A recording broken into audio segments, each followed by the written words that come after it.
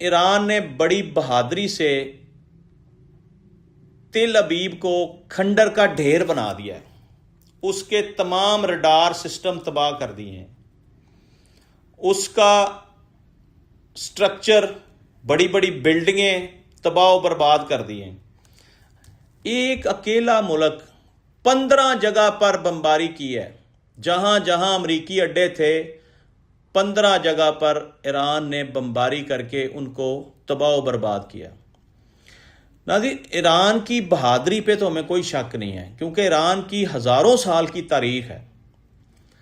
Iran बहादुर भी है और अली वाले भी हैं सारे।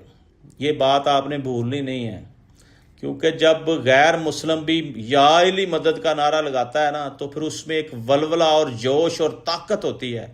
तो फिर ये तो औलादें ही उनकी हैं। इनके साथ अमेरिका और इसराइल को जंग बड़ी महंगी पड़ेगी।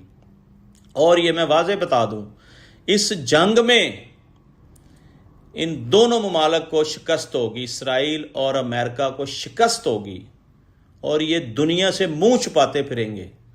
और नाज़रीन, ये भी मैं आपको बता दूं कि 2026 जो है ये बड़े बड़े फैसलों का साल है। इस साल में तबाही होनी है। ईरान ने करनी है इसराइल की और अमेरिका की, और डॉलर को ज़ीरो करना है।